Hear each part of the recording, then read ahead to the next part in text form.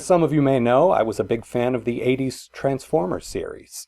I was disappointed to see it leave the American airwaves in 1988, but then I discovered that it continued in Japan under the name Headmasters. I was able to get a hold of some videotapes of this show, but they weren't dubbed into English or subtitled. So here are my attempts to make sense of what the hell was going on those tapes.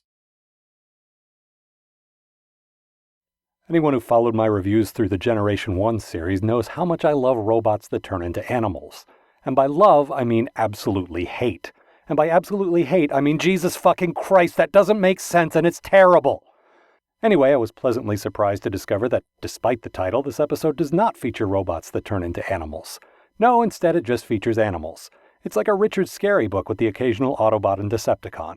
But first, we watch Fortress Maximus doing what all cities do at one time or another, fly through space. Oh, and here's some breaking news from 1988.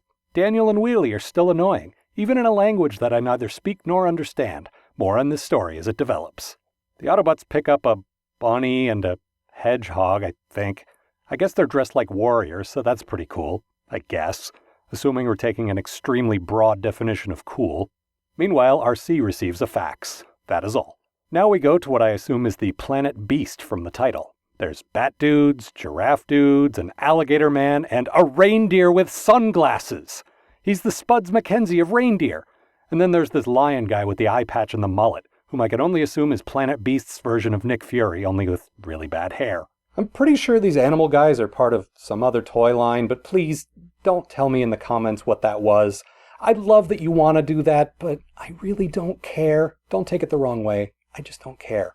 I love you, though. So the Autobots arrive, and I'm absolutely positive that they tell Wheelie and Daniel to stay with the ship. No, I haven't learned Japanese since the last time I told you that. I've just seen enough Doctor Who to recognize a stay in the TARDIS look. Eventually they end up hanging out with Donkey Kong Jr. because why the hell not? Then the flying train shows up with these monster robot guys. Damn it. And the Headmasters switch heads, which I guess is a cool power, but I'm not sure I could tell you exactly why. Also, they do it in the most unnatural way possible. Mullety lion Nick Fury communicates with a walrus through a digital picture frame. I don't know if this is at all relevant to the plot, but it's a pretty goddamn fun sentence to say. Fortress Maximus uses his vacuum up a lake power. Rodimus Prime has a rock fight with Galvatron, Cyclonus, and Scourge. Then the rest of the Decepticons are defeated by fish, and the Autobots get the plans for something. A new back deck for Fortress Maximus, maybe. We begin with the aerial bots cruising around space. It's good to know that Japanese Silverbolt has the same full pouty lips as his American counterpart. A rock approaches their ship and makes their ship all bendy. Or maybe somebody spilled water on the animation cell. Meanwhile, on Char, man, I love that every scene with Galvatron opens with this. Seriously, every scene. Best I can tell, the conversation that happens here is, Galvatron, the Technobots exist. We'll kill them! Look out, guys, it's Cyclonus. He's escaped from those fish, and he is pissed. Then Fortress Maximus encounters that rock from before. Lasers seem to bounce right off the thing, so naturally they shoot at it 30 more times. Back on Earth, the tiny cars join the fight. Fear the wrath of the tiny cars, Galvatron. Then a monster fights a drill. In space, hang on, it's the tiny cars, aren't they? Never mind. They've run into the warpy rock thing. The demon meteoroid, I guess, or whatever. In Autobot HQ, a lot of talking happens for a really long time, especially between the Witwickies. Domestic trouble? Financial planning? Secret plots to toss Daniel out an airlock? No man can say. Spike apparently has a broken arm, though, which surely must be a lot more fascinating if I could understand this dialogue. It would have to be, right? Daniel suits up to fight the demon meteoroid, since his father is apparently in no shape to do it, and Carly, I don't know, doesn't feel like it, I guess. We know from the previous series that she can kick ass if she wants to, so I can only assume that she doesn't want to if they're sending a kid. So, fine, Daniel is our last hope. Except, he has a temper tantrum, and then Cerebro stops him crying literally by playing peekaboo. Is Daniel 2? Finally he arrives at the demon meteoroid, which has a ray gun and some kind of command center, so he turns it off. And that's it. That's the least demonic thing I've ever seen. I sure hope this veil is more mysterious than that meteoroid was demonic. Hey look, it's Char. and it's a lot more built up since the US series, real estate boom one assumes. This scene with Galvatron doesn't open with his maniacal laughter for a change, so he must be pissed.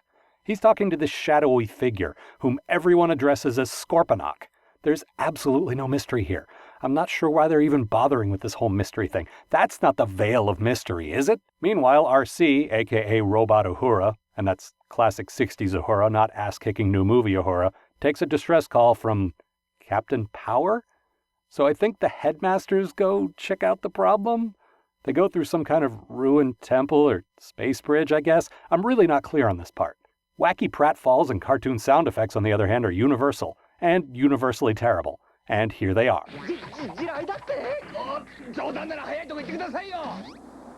The Headmasters find a smoking gun and a bunch of corpses, then Rodimus and Ultra Magnus drive there? They rifle through some file cabinets, then Rodimus calls Arsenio Hall? Well, the dude was pretty big at this time, so why not? Well, it's time to go into space. Assemble the train! Meanwhile, the Headmasters get locked into whatever this place is, get stuck in some kind of centrifuge, and are buried in the sand. God, these guys are idiots. Ah, now it's the sad violin music, so I suppose we're flashing back now. And I'm going to use my powers of deductive reasoning, by which I mean looking at the title of the episode. I can assume that this was 4 million years ago. I guess this is the origin of the Headmasters? But mostly I find myself wondering why robots would be shivering in a cave to get out of the rain.